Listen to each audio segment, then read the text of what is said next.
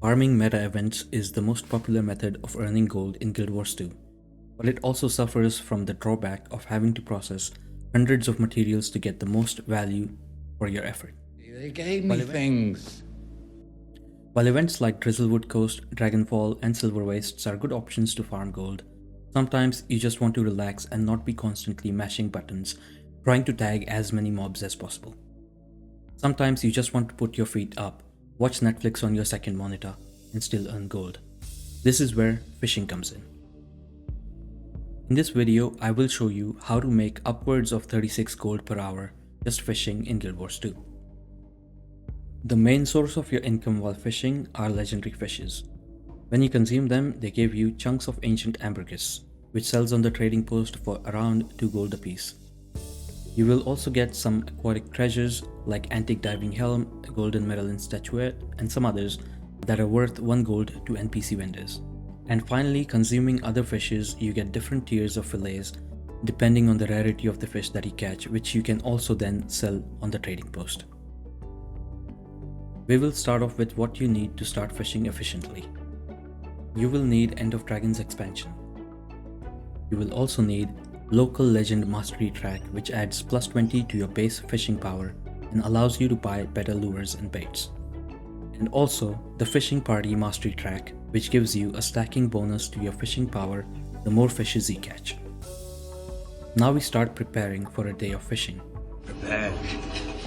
You will get fishing rod as you play through the story and get your mastery sorted. For bait, you will need scorpions, sardines, and mackerel. Mackerels are a bit tricky to get, and I will explain later in the video on how to get them. For scorpions, you can buy them in Crystal Oasis here,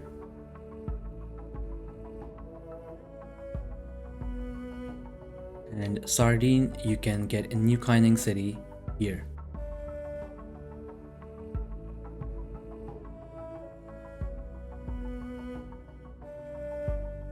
For lure, you can get amber fishing lure from Arborstone here,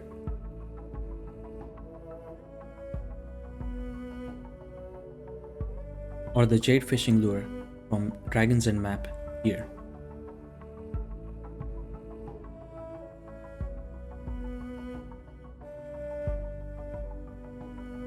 Any one of them will do, as they both give you a plus 100 fishing power and there is no difference between them. For food, I like to use redfish sushi, which adds plus 150 to fishing power and a 30% magic find for 30 minutes. You can buy this off the trading post. Food is very important when you fish, as it not only gives you plus 150 fishing power from the food itself, but also another buff called Fishing on Full Tank.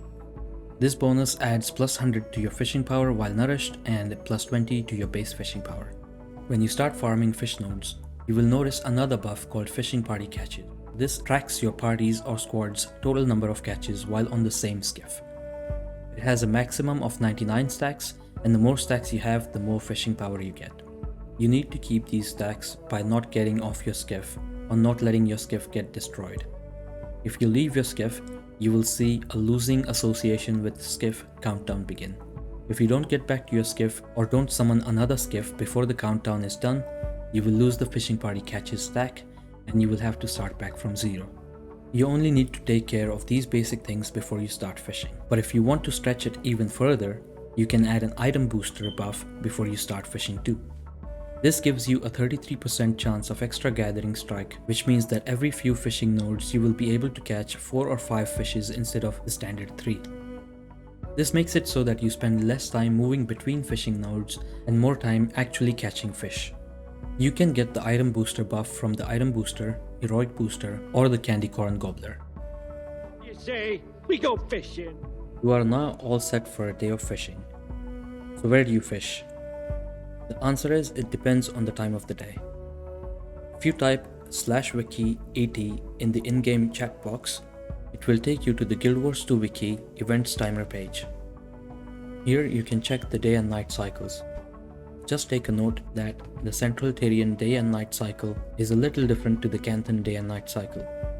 The best map for daytime fishing is Crystal Oasis. This is the route I usually take for finding desert fish nodes.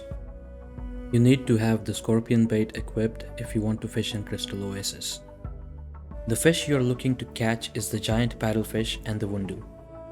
Daytime fishing in this map is the highest gold per hour you will make fishing. But what if you want to fish now and it's nighttime? Well, there are two options here depending on if you have fished before. New Kaining City is the best gold per hour for nighttime fishing, with Straits of Devastation a close second.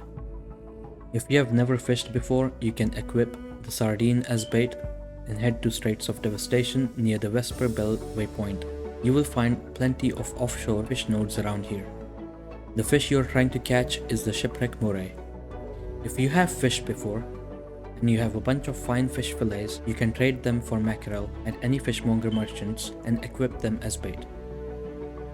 You can then head to New Kaining City for coastal fish nodes, which you will find plenty of around here. The fish you are looking to catch here is the bluefin tuna.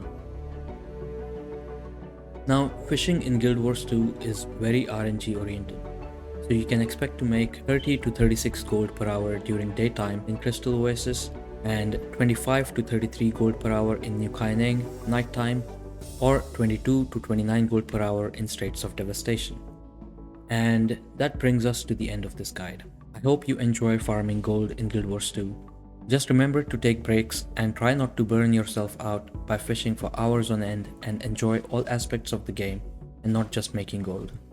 If you like this video and want to see more content like this where I show different methods of making gold in Guild Wars 2, subscribe to my channel as I'm planning to make a whole series of solo laid-back gold farming. Thank you. Don't forget to like and subscribe.